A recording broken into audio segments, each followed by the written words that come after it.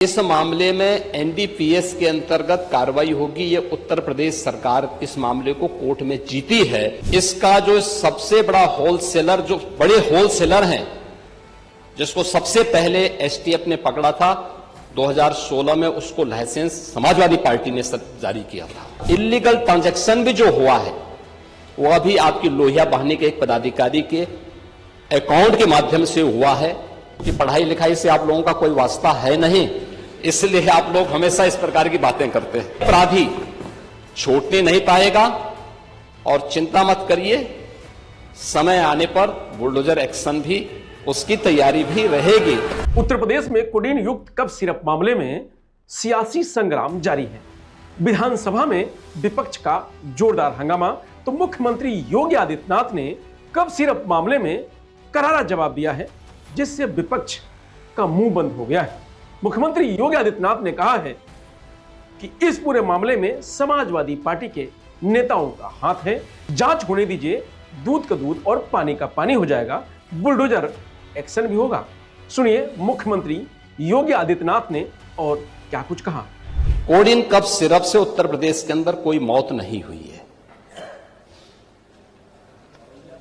एक दूसरा, इस मामले में एनडीपीएस के अंतर्गत कार्रवाई होगी। ये उत्तर प्रदेश सरकार इस मामले को कोर्ट में जीती है।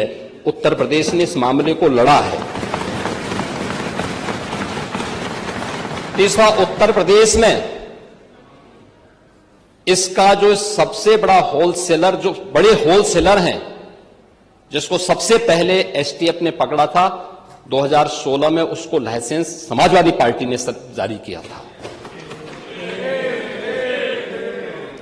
जो फोटो रिलीज हो रही है, देश के अंदर दो नमूने हैं, एक दिल्ली में और एक लखनऊ में बैठते हैं।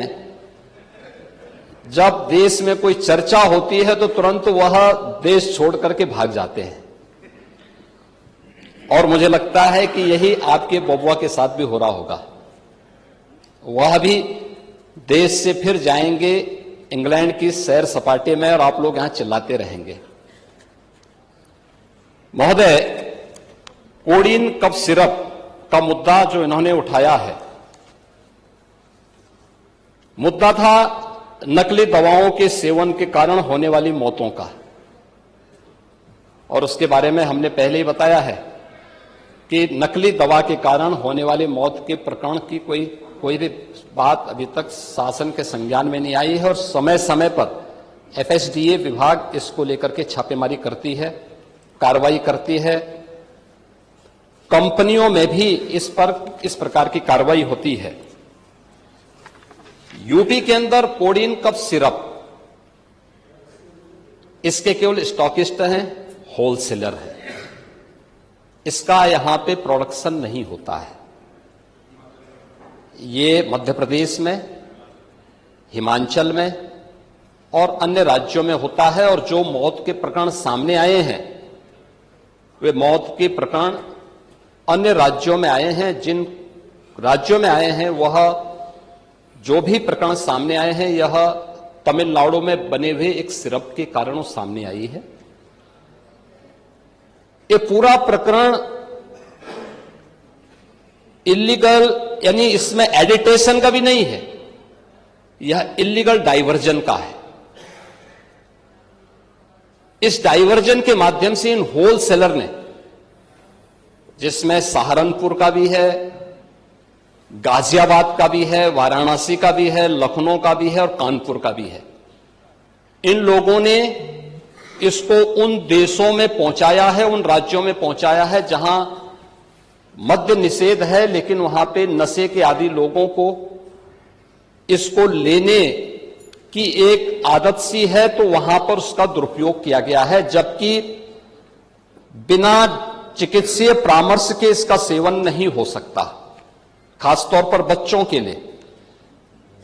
एडल्ट भी चिकित्सीय परामर्श से इसका सेवन करता है। कौन ऐसा व्यक्ति है जिसने कफ सिरप नहीं लिया? खांसी होती है, हर व्यक्ति लेता है, लेकिन चिकित्सीय परामर्श से उसमें लिखा जाता है। क्योंकि पढ़ाई लिखाई से आप लोगों का कोई वास्ता है नहीं, इसलिए आप लोग हमेशा इस प्रकार की बातें करते हैं। ये कार्रवाई सरकार ने की है और सरकार ने इसके लिए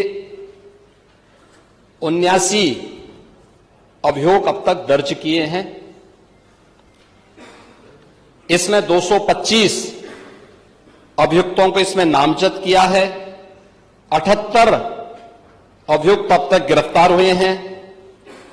134 फर्म पर एक छापेमारी की कार्रवाई हुई है और इसमें अब तक जिन क्षेत्रों में ये आई हुई अलग अलग राज्यों से जुड़े हुए यह सभी केंद्र हैं और मुझे लगता है अगर आप इसकी गहराई में जाएंगे तो घूम फिर करके वही मामला है कि वो कहीं ना कहीं कोई ना कोई समाजवादी पार्टी से जुड़ा हुआ नेता या उनसे जुड़ा हुआ कोई ना कोई व्यक्ति उसकी चपेट में आता है। और इलीगल ट्रांजैक्शन भी जो हुआ है वह भी आपकी लोहिया बहाने के एक पदाधिकारी के अकाउंट के माध्यम से हुआ है। एसटीएफ इसकी जांच कर रही है।